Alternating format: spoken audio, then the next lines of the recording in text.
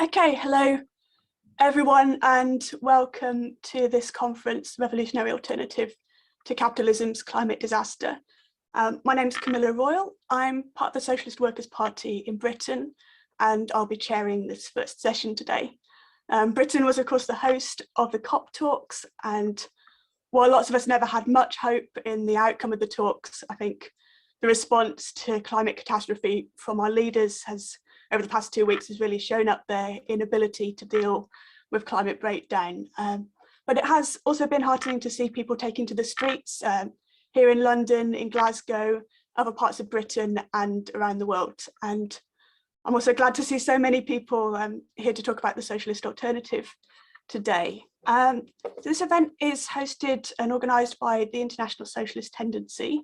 It's a current of revolutionary socialist organisations based in different countries around the world who share a political outlook based on socialism from below. I'd like to encourage you, if you haven't already, to change your screen name on Zoom so we can see where everyone is based and what countries are represented here, because we've had people from around the world register for this event. So you can do this by opening the participants list on Zoom and finding your name at the top and clicking rename, so tell us what part of the world you're based in. In this first session, we have speakers from Greece, from Turkey, from Ghana, and from Britain. I will introduce each of the speakers in turn. They're going to speak for about 10 minutes each, and then we'll have a bit of time for questions and contributions from the floor. So if you do want to say anything in the discussion, I will ask you to raise your virtual hand and I'll call people to speak. If you're on a computer, you can usually find the raise hand option down at the bottom where it says reactions. If you're on your phone, I think it does also have a raise hand option. So please use that if you want to ask a question or make a contribution. So I will pass over to our first speaker. The first speaker I'm very glad to have here is Gyekye Tanoh. Gyekye is a development research associate with the Third World Network Africa, a social justice campaigner, a member of the ISO in Ghana, and an eco-socialist activist. Right, thank you very much, Camilla, and thank you to all the comrades participating and the IS organizations who put this event together. I think our chair, Camilla, is perfectly right to underline the cop-out that Glasgow has been. We've seen less and less and less of outright climate denialism. That's true. But we've seen, on the other hand, and in place of that, we've seen an extolling of the virtues of renewable energy and so on, but on particular conditions. Okay, and those conditions are reflected by the comments that people like John Kerry were making last night, praising private sector companies, multinational companies like the airline industry, like Apple and so on, for the kind of role that they're playing in transforming solutions to climate change. At the same time as he was speaking, the delegate from the Marshall Islands, which is a chain of volcanic islands, one of those 14 or 15 countries that are deeply threatened in the Oceania region, was talking about how many of the deals were brokered in what she described as cigar smoke-filled back rooms, where many of the delegates were not participating. Countries like the Marshall Islands, given the kind of environmental stress that they face, 96% of the capital, Majuro, is now prone to endemic flooding. Almost 40% of the buildings in the entire city basically are, directly and immediately under threat. And yet, what did we find? We find that the oil companies that even the IMF admit are subsidized to the tune of $11 million per minute were untouched. And yet, countries like Marshall Islands, like the small island developing countries in the Caribbean and the Pacific, find that their financing for climate mitigation and climate adaptation is being cut, in the case of climate mitigation, by 20% in the last year alone. And yet we are invited by the likes of the conference chair, Sharma, and Boris Johnson and the others to celebrate the fact that there has been a breakthrough in climate finance. What are they talking about? They're talking about the fact that an additional $350 million dollars worth of adaptation pledges have been made, and another $500 million worth of mitigation. So in effect, what we're saying is that within 32 minutes, those oil companies would have more than made up the totality of the new pledges that have been made for climate adaptation finance. Within another 40 minutes or so, they would have made up the rest that has been pledged in the form of mitigation.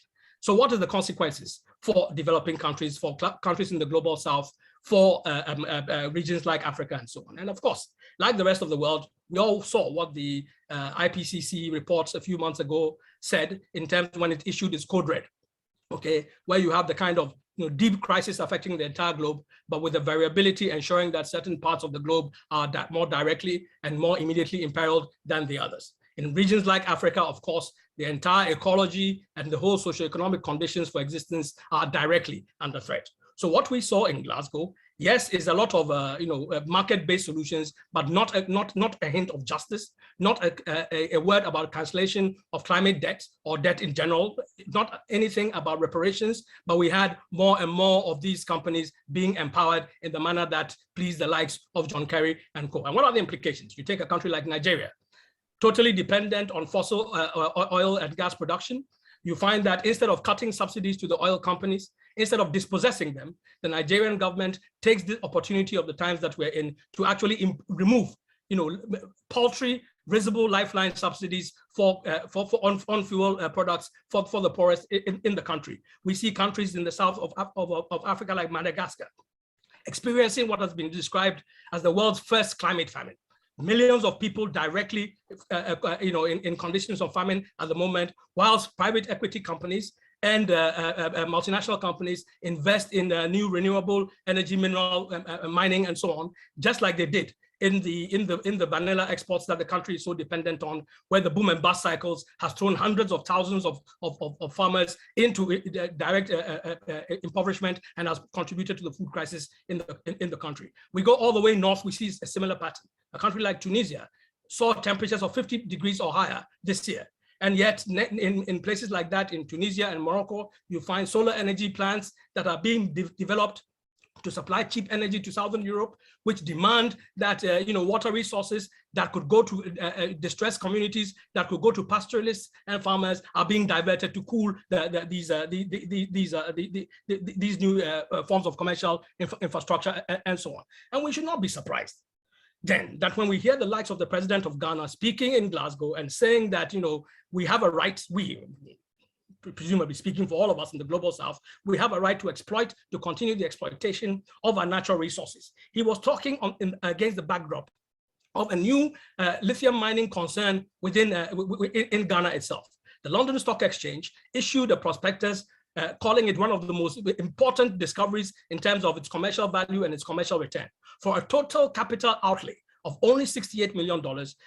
In the life of mine, of the 8-year life of mine, a return of more than $1.5 billion will accrue to the private investors who have actually, the private equity investors who are dabbling in it. Of course, they've been given a concession of almost 1,000 square kilometers, and with promises to actually do so. They've been given tax breaks. They're committed to cap labor earnings to less than 10%. They're committed to cap contributions to the communities where they will take water and hydroelectrical power from to nothing. And they proudly say that since they're not building any more infrastructure for this project, they are not contributing to a net increase in carbon emissions and so on and so forth. These are the conditions that we face. And therefore, when there's nothing on the table in Glasgow, talking about the distress that these communities are facing, saying nothing about the conflicts that are being engendered in the race to the bottom between agrarian communities, pastoralist communities, mining communities, and so on, including the mining communities in the Democratic Republic of Congo, where there's now a new super cycle in renewable related mining, including cobalt, nickel, lithium, and so on and so forth.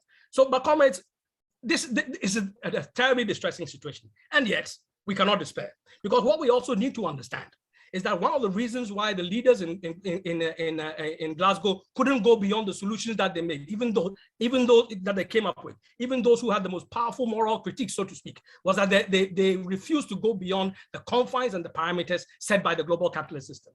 So that the Prime Minister of Barbados, for example, in a powerful denunciation of the fraud that is being perpetrated through climate finance, still turned around to propose that green bonds floated on financial markets is the way in which you could finance this kind of thing.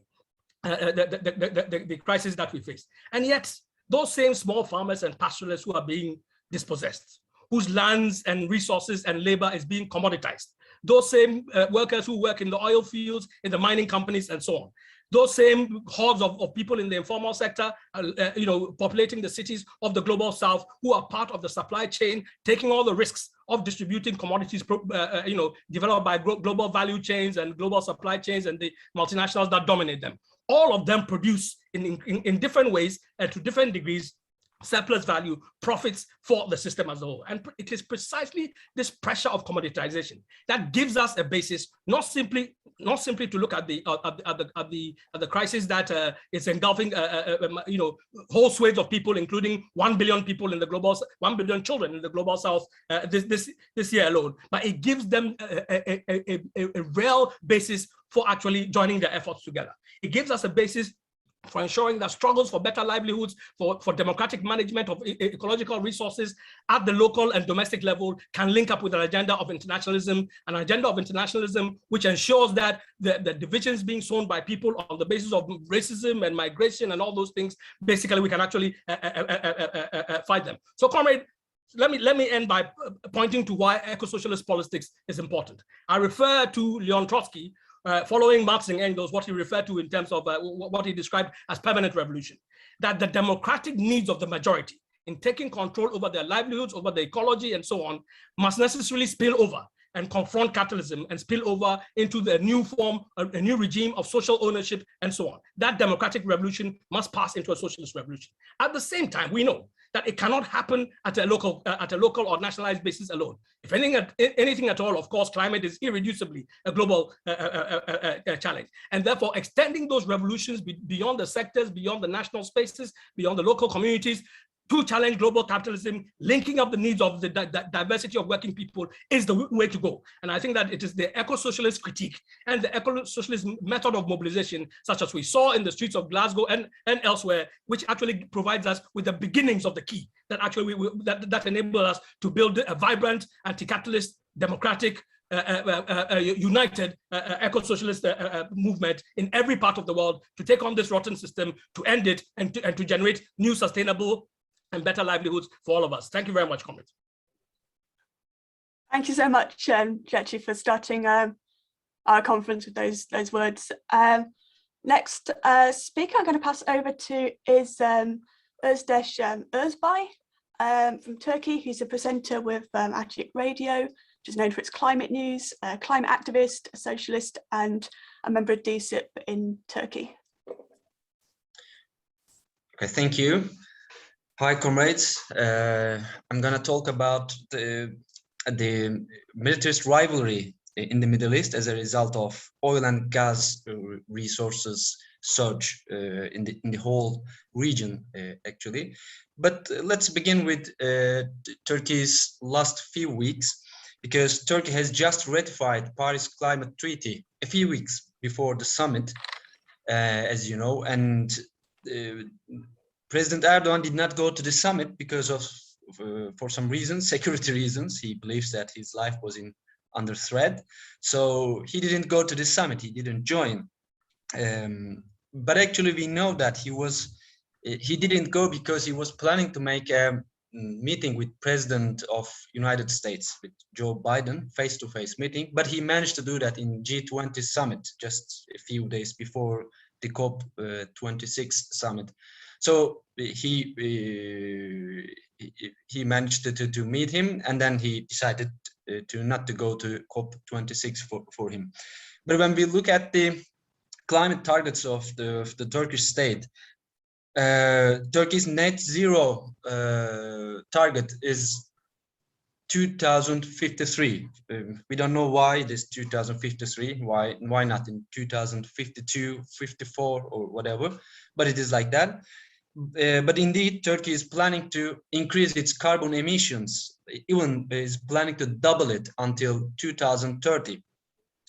And I would like to mention that Turkey has around 30 coal plants currently, and is planning to construct 3 nuclear plants so far. and then it's looking for new oil and gas resources in the Mediterranean Sea and in the Black Sea. So in that sense, Turkey, without even closing any of the coal plants and even produce more and more natural gas or oil sources, it will manage to reach its targets until 2030, because as I said, it is also planning to increase it, double the emissions. But last year, during the summer, Turkey's President Erdogan declared some good news, and those good news were that Turkey's research ships found a new natural gas field in Black Sea. And interestingly, he gave those good news during a solar power factory opening, actually, in that region. So Turkey declared that now it has new natural gas fields. This is important for all of us in the Middle East, because we know that this is a process. This search for new oil and gas resources, especially in the Middle East, maybe not in Black Sea, but in the Middle East, in the Mediterranean Sea, causes some militaristic rivalry between Greece and Turkey, but not only between those actually countries, including France and other Middle East countries as well. But where did that begin? It's important to mention that in 2015, just 6 years ago, Turkey's air forces shot down a Russian warplane in the border of Syria. It was because Turkey is intervening to Syrian civil war, and Russia as well from the opposite sides. So a Russian warplane was shot down by Turkish army, and it was the first since 1950s that a NATO country shot a Russian warplane. That was a huge crisis, and during that crisis, Turkey realized that how Turkey's energy is dependent to Russian natural gas and oil sources through the pipelines. So since then, Turkey started its campaign for surging new oil fields and natural gas fields in the Mediterranean Sea. So as a consequence of this rivalry, we witnessed this militaristic, how to say, some kind of dangerous confrontations between Greece and Turkey. But not only that, Turkey is, of course, looking for new sources, even making new treaties with Qatar after this warplane crisis. Made a new treaty with Qatar in order to find some alternative sources to get oil and natural gas resources. But also there are other treaties among the whole Middle East region. For instance, pipeline agreement signed by Israel, Cyprus, Greece, which is supported by Egypt and United States and Arab Emirates and France on the one hand. And against this treaty, Turkey signed a new kind of treaty, which is maritime boundary treaty between Turkey and Libya, and then Greece and Egypt made new treaties among themselves. So this is this was the main reason of actually to become a militaristic power in the whole region, as a sub-imperialist power, as we say. And now when we look at the Turkey's new budget for 2022, Turkey's military budget increased to 30% actually, which is showing how Turkey is becoming even more dangerous for the security of the whole Middle East region, because Turkey is involving the civil war in Libya, Turkey is involving in the civil war of Syria, and dangerously increasing its military sources, and also nuclear plants construction. So, as I said, 3 new nuclear plants are on the way. They are also heavily backed up by the army, Turkish army, because it's a nuclear weapon project at the same time. And now Turkey is also producing those new technology drones. And you probably know that Turkey is selling to Ukraine now.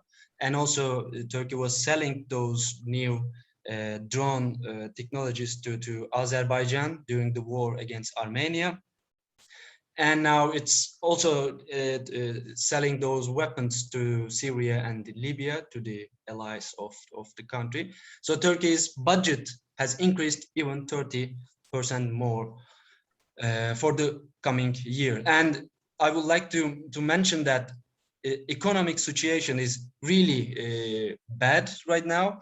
And the inflation is over 20%. Unemployment is really high.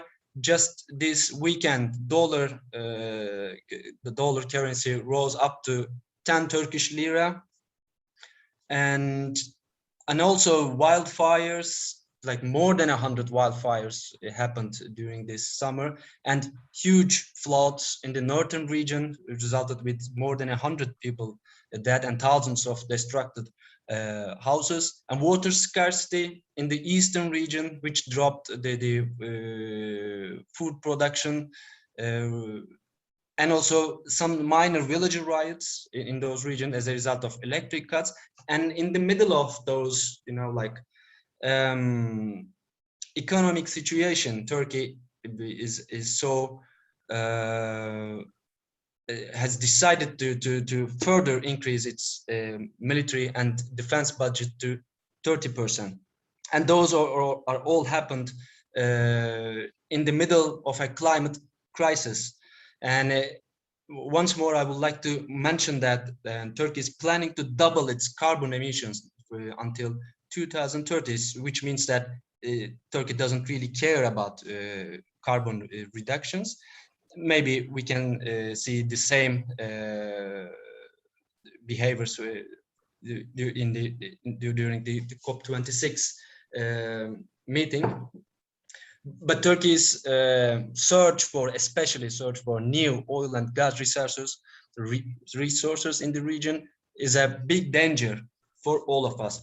For that reason, we, the whole Middle Eastern socialist parties, we made a common declaration and saying that this militarist rivalry is not in our interest. So we are all together, we are fighting against militarism, economic and militaristic rivalry of the capitalist states of the Middle East. And we don't want more carbon or fossil fuel resources. We want them to leave it under the ground, and we want a real change, a system change altogether. Thank you. Thank you. Our next speaker is Afroditi Frangou, a journalist, an LGBTQ+ activist, a municipal councillor in Marouzi in Athens, and also someone who's followed the trial of Golden Dawn, about which she has written a book. Hello, comrades. Greece lost this summer more than 1.3 million acres of forests. It is the biggest ecological catastrophe in the history of this country. In 2021, Greece had a 632% increase of burnt area compared to the mean of the years between 2008 and 2020. My family's house is in Varibobi, and it burned during these recent wildfires. The police would not let us approach for 3 days, and it even threatened us with arrests and physical violence. The few people who managed to trick the authorities and stay saved their houses.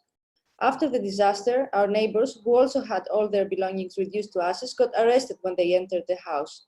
The reason was that they were immigrants from Pakistan, and the police believed they were looting, even though we told them they were our neighbors. So what we definitely had in great amounts during the wildfires was police and racism.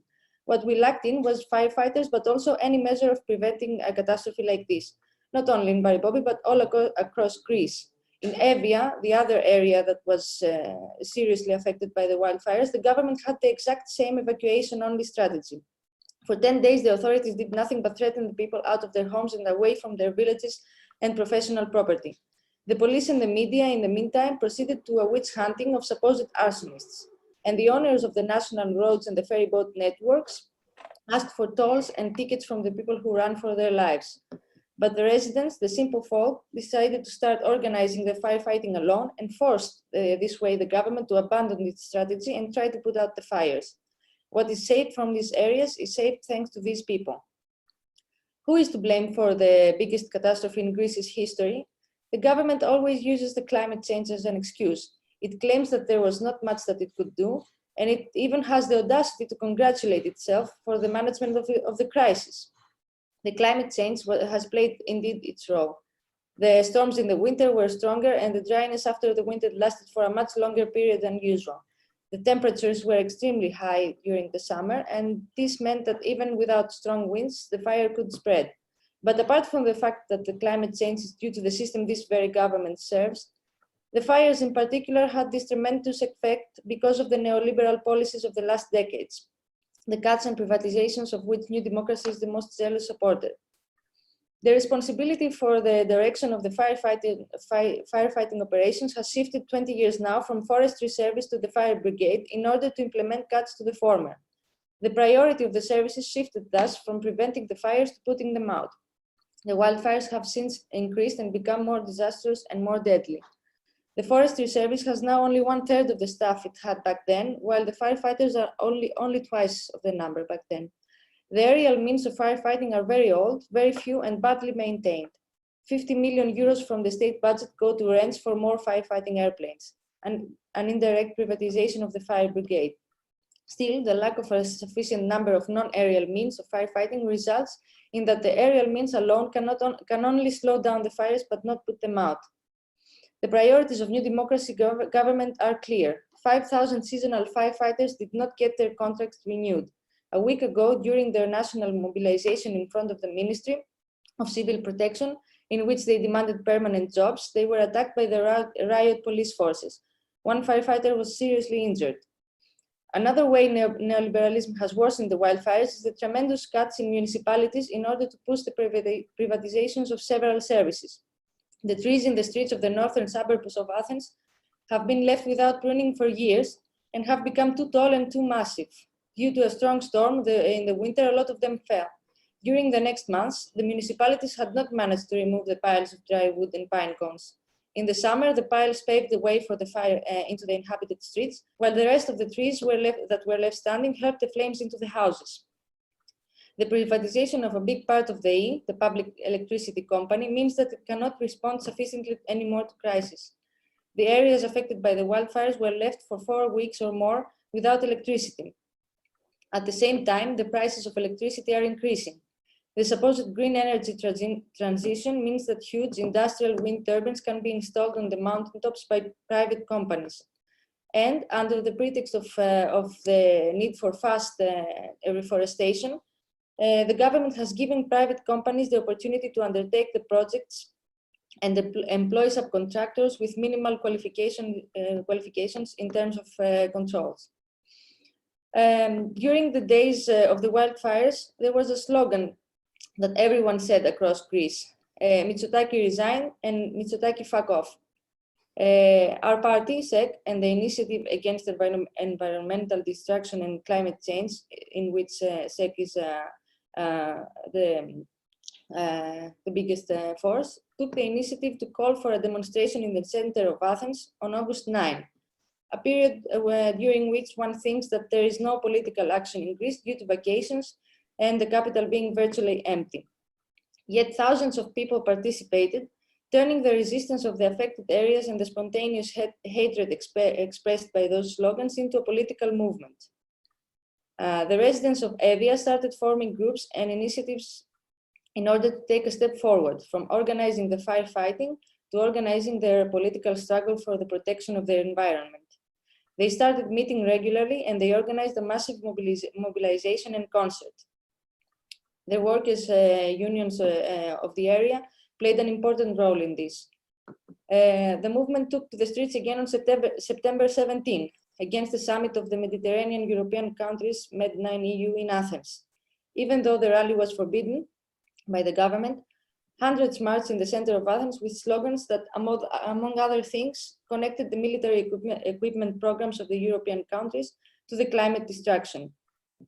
And on November 6, people from all across Greece demonstrated in Athens and other cities against the COP26.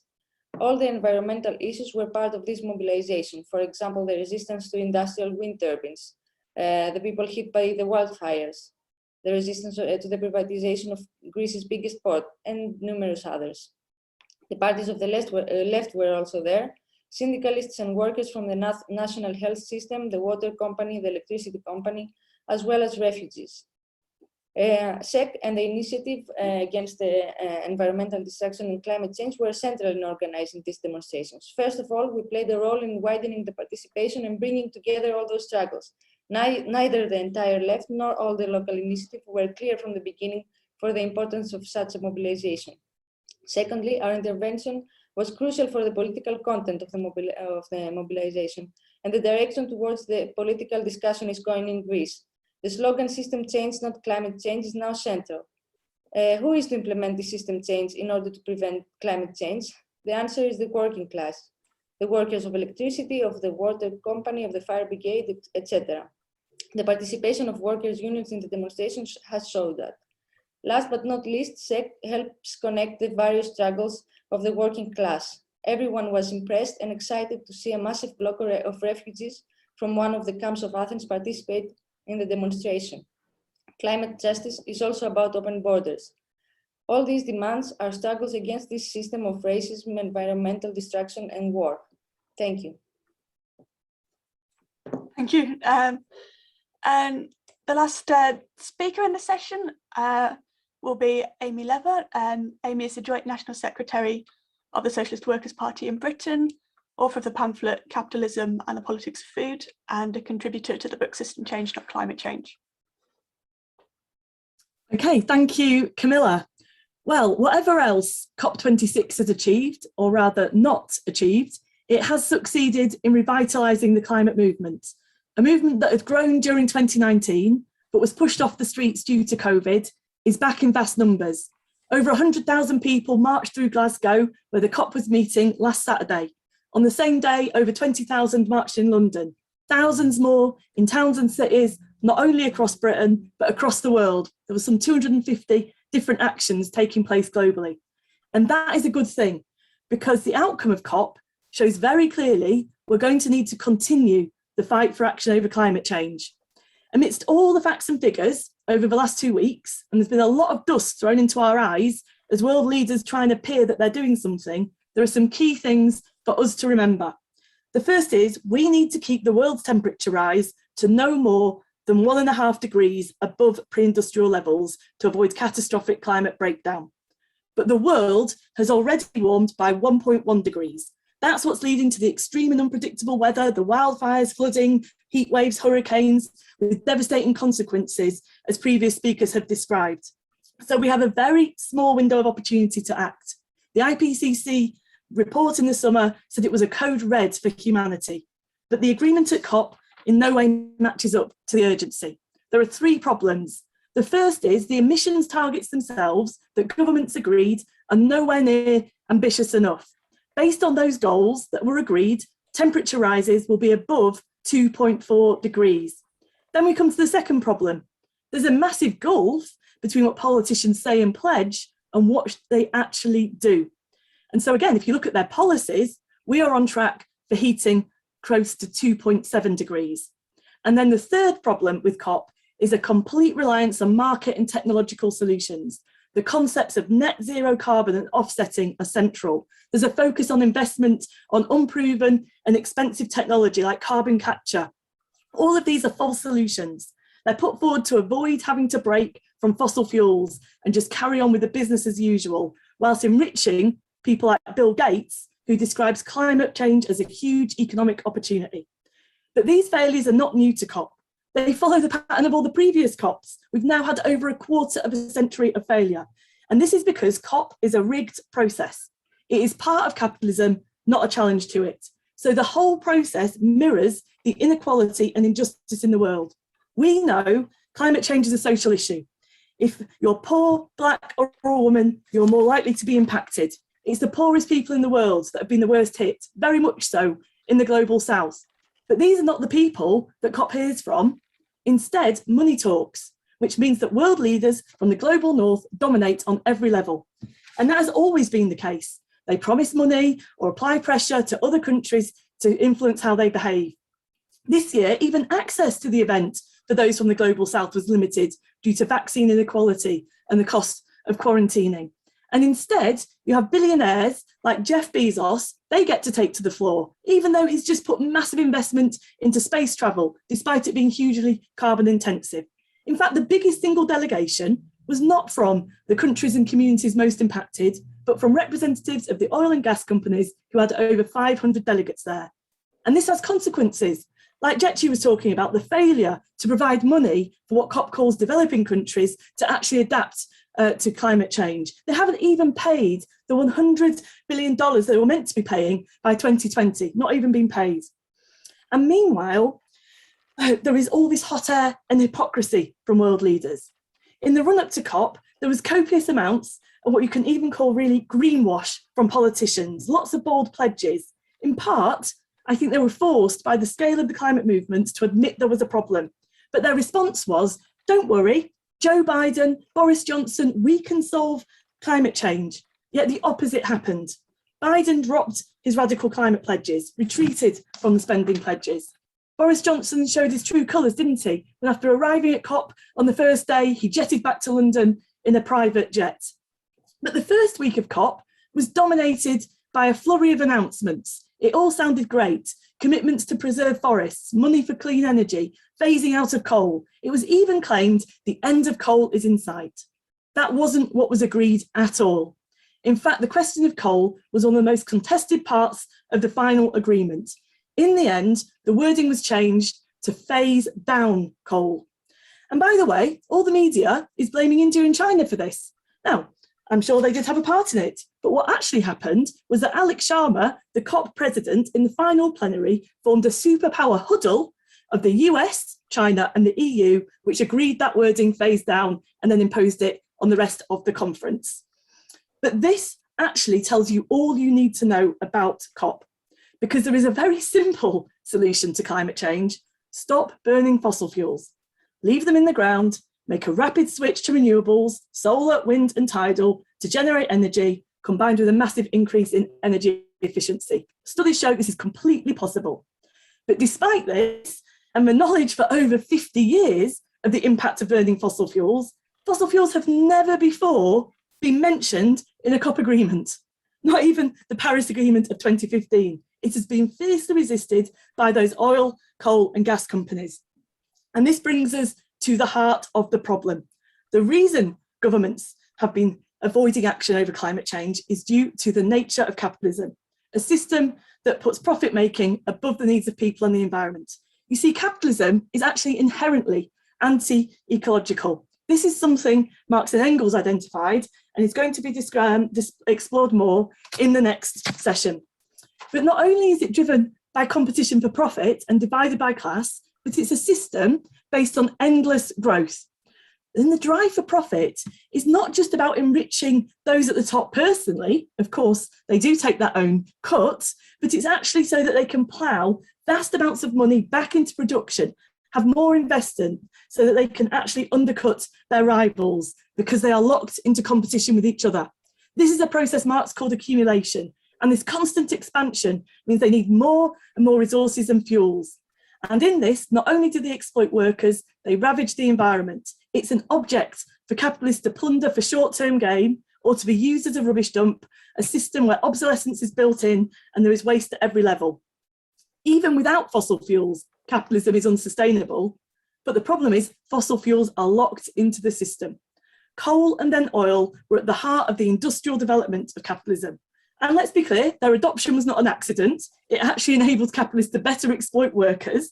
And the birth of this fossil economy was Britain, and then driven out across the world through competition and also colonialism and imperialism. But it means the whole of the infrastructure of capitalism has been built on fossil fuels. The world is one today of vast sunken investments in that economy of fossil fuels.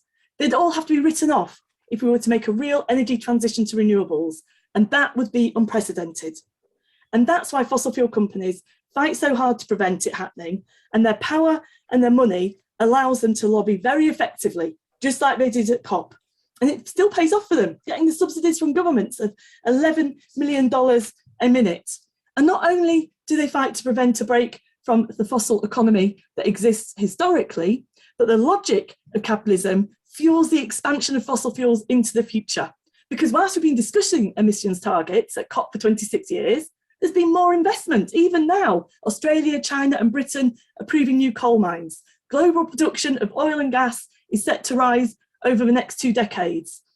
And this is the logic of competition at the heart of capitalism.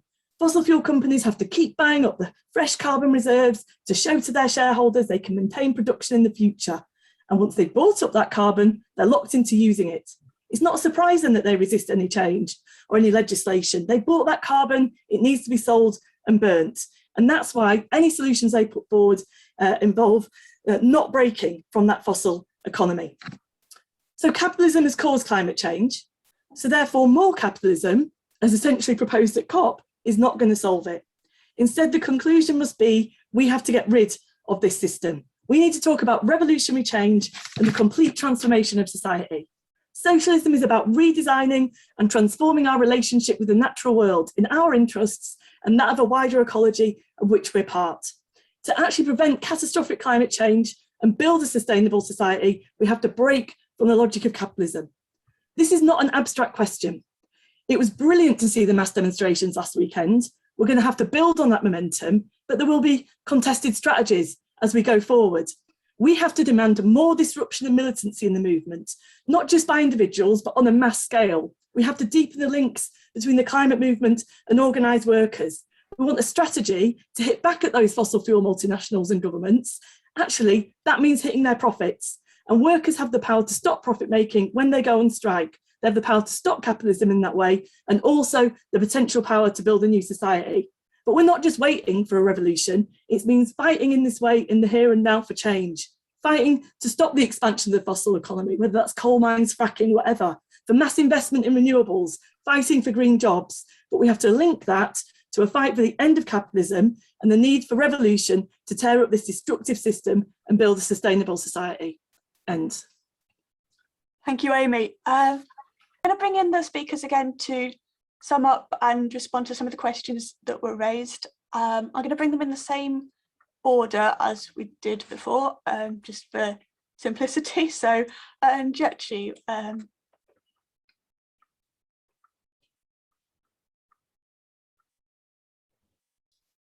right. Yeah, thank you very much to all the comrades and for the questions and contributions. Obviously, we could all would have done with a longer discussion, which is why I think everybody should stay on for the sessions to follow as well. I mean, the more we learn and share together, the more we enhance our capacities, not only to work together, but to do so in the most effective manner possible. I thought the question from the comrade in India about using capitalist money for socialist solutions was an interesting one. Of course, capitalist money always comes with its own priorities, and it comes with its own, those priorities are expressed as we see in the commitments that were made at COP itself. So for example, you know, big companies were giving billions of pounds for reforestation and so on, while the entire Congo, a country that has suffered perhaps more than any in terms of the ravages of the ravages of deforestation and so on, was given a paltry 200 million pounds. Okay, and you see the same priorities playing out at all times. The COP agreements, the COP26 agreements paid lip service to gender equality, for example. Okay, and yet what was the strongest and most concrete proposals that were made? It was to make sure that there's more women delegates at COP. Sure, we don't object to that. More speaking time for women at COP. Again, we don't object to that. But to imagine that this is a substitute for dealing with the real questions that women confront, including the death grip that digital companies, global financial platforms are exercising on the throat of women across the global south in terms of their household indebtedness and so on. Not a word on that. And in fact, the decision on gender ended with a footnote. Well, not a footnote. The last paragraph says, these actions will be taken. That's the shabby actions I've just referred to.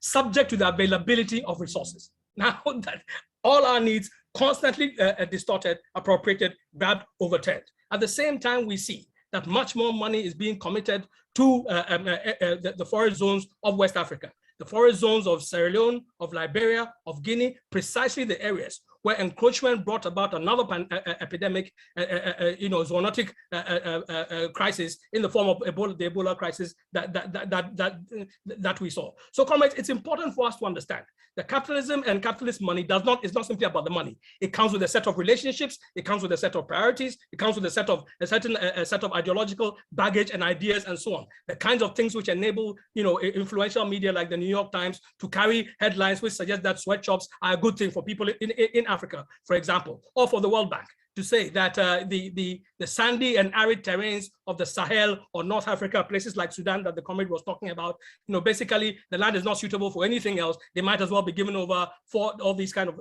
capitalist funded projects dominated by capitalist companies that enhance their power. So we ought to look to the democratization that people have talked about. And that democratization means that we must learn along with the movement that we're developing. When movements develop, new ideas are posed, new thinking is posed, and so on. For example, I'm quite certain that if the great miners' strike that occurred in Britain between 1984 and 1985 was happening now, the rise of the ecological and eco-socialist tendency will ensure that some of the arguments that were raised about mining and climate change will be dealt with differently. In the same way, we have to learn what we mean by democracy.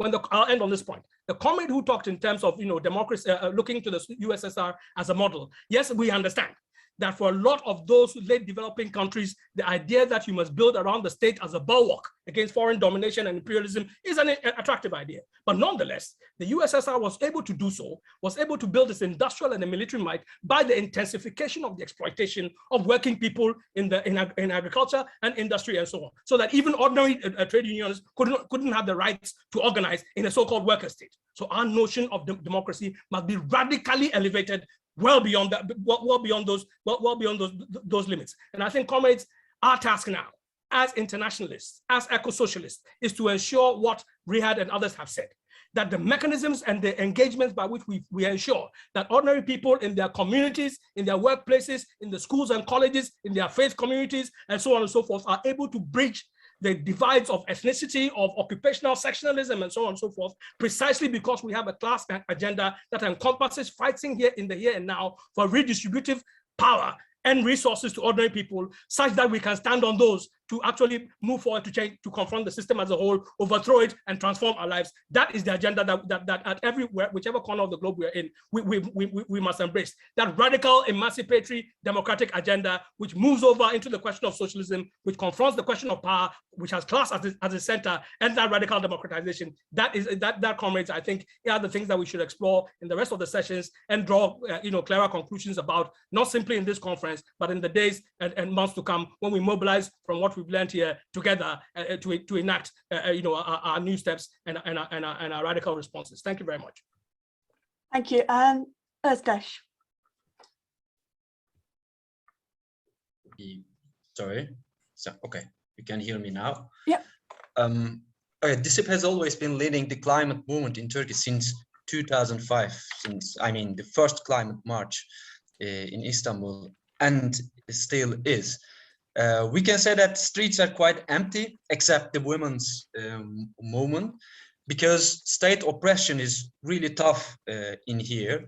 But secondly, this is also very important, that the role of the opposition parties, including the Kurdish movement and its allies, their main target is the parliament, getting into the parliament, and the belief that Erdogan and its government will lose in the upcoming elections as a result of the economic crisis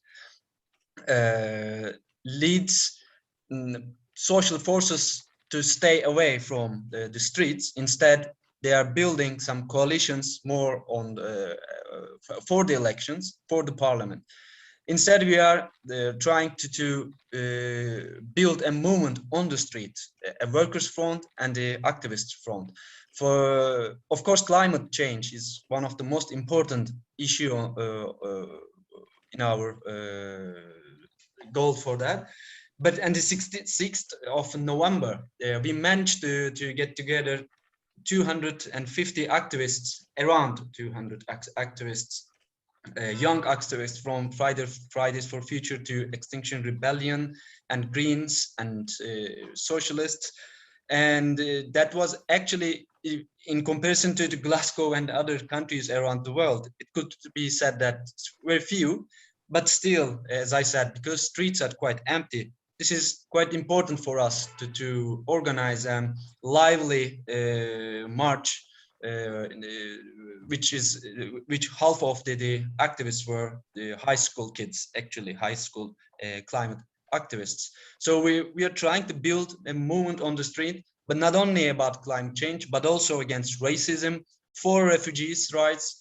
As you know, Turkey is the home of 4.5 million refugees nowadays, and also against the militarist rivalry and militarist goals of the Turkish state, and of course against the Turkish capitalist state. So for that reason, we are building the revolutionary organization and the movement on the street, and we will continue to do that with our comrades around the world together. Thank you. Thank you. Next, I'll call Afroditi again. Yes, thanks everyone for the interventions. A comrade mentioned the need for a just transition. Also in Greece, the public electricity company is closing a lot of its stations under the pretext of the green transition. The closure of the stations means unemployment or precarious work for thousands of workers. And the hypocrisy of the government that is doing this is shown by the fact that it just bought military equipment from France worth of billions of euros. Last year's state budget had an amount for the military equipment 3 times higher than the amount allocated for health, for the national health system in times of pandemic. So we can see where this is going. And why is all this military equipment? It's for the competition with Turkey, to win the competition with Turkey, for the oil of the Eastern Mediterranean. So, and also victim of all this are also the refugees, who are accused by the governmental propaganda as agents of Turkey. So we can see how this struggle connects everything else, the workers' rights, the struggle against racism, the struggle against war, the anti-war movement, and the struggle for the environment. So this is how we can win this battle, with the working class in the center as the engine of all those fights, and with internationalist solidarity against the threat of war. Thank you. Thank you. And finally, I will call Amy again. Just before I do, just to announce that the next session will be on Marxism, Class and Ecology, and that begins in about half an hour at 3 o'clock GMT, or whichever local time. So I will I'll bring in Amy, and yeah. Well, thanks, Camilla, and thanks to everyone. It's brilliant actually to be part of this international meeting and to hear from activists across the world, because the movement demanding action over climate change is a global movement. But I think we also have to reflect that there are going to be arguments in that movement about where we go next after COP, because it was brilliant in London, in Glasgow, in Britain, where we were to see so many different groups coming together on those protests last Saturday. Labour Party members, Green Party members, all the different NGOs, trade unionists, school students, XR activists. We need unity in action on a mass scale. And Johnson there is right when he says that we have helped shape that climate movement in that way, in a more radical direction. But there are still arguments in that movement. A popular slogan that is system change, not climate change, There are arguments about what system change can mean. And there can even be agreement that the COP process and COP26 has failed, but a lot of different conclusions. One of the conclusions can be to stay inside the system. Think of former US President Obama, who arrived at COP in the middle, probably to give some liberal veneer to the process. Now just remember, actually, it was Barack Obama who sabotaged the 2009 COP summit in Copenhagen. He prevented an illegally binding agreement on emissions reductions. But this time, he told young people to stay angry. But then he told them, don't be too pure, vote like your life depends on it. So he can sound critical of the system, on side with the protesters, but the real message was actually seek change within the system as it exists. System change actually becomes system reform. And speeches like this are a deliberate effort to head off an assault on capitalism itself, not to tear it up, but to sustain it, to vote in those acceptable methods. And this can be a pressure coming that probably now we have to just pressurise our politicians more, have more radical politicians in parliament. As revolutionary socialists, we have to be against any attempts to channel the movement into those safe places. Actually, the world is in a very dangerous place. We face existential crisis, and the ruling class won't act, even make the basic changes we need over climate change, unless they are forced to and they're terrified. And that means what people have talked about, demanding that more disruption, militancy and radicalism in the movement on a mass scale, fighting to bring together the power of workers with a mass movement and the radical actions. And I want to finish by saying this. Today in Britain, it is Remembrance Sunday. This is when we remember the people who were fought and were killed in the First World War, the most brutal human conflict seen in human history up until that point. But we also should remember why millions of people were sent to their slaughter, because of capitalism. The clash of competing capitalist states and ruling classes sent ordinary working class people to die. But that mass social crisis and death over 100 years ago was not brought to an end by liberal hand-wringing or capitalist intervention. It was brought to an end by revolution, as ordinary people transformed society and wrested control from those at the top. And you see, that matters today, because Sophie said about the fear of climate change. Sometimes it can seem like this big issue. I imagine 100 years ago in the First World War for people, it felt unchallengeable. They felt powerless. They felt the fear. But actually, like I say, it was brought to an end through their own actions, challenging their rulers and leaders and bringing that war to an end. We have to learn those lessons about the power of mass collective action. And the final thing is the necessity then for political organisation. Political organisation, socialist organisation that fights over the issue of climate and environment now, links the issues to questions of social justice, challenging racism and oppression, but a socialist organisation that is more than an amalgam of campaigns and movements, but identifies the source of exploitation and oppression. The root cause of war and climate change is capitalism, and an organisation is to seek to overthrow it. That's why I'm in the Socialist Workers' Party in Britain. We're proud to be part of this international socialist tendency with our comrades across the world, and we are asking if people are on here agreeing with what you say, be part of the discussions today, but join that organisation so we can be effective as possible in the fights that we face. End. Thank you. Next session, Marxism, Class and Ecology. We'll start at 3 p.m. British time. Martin Empson, Sabrina Fernandez from Brazil and Erin Medal from Australia. So I will see you back then.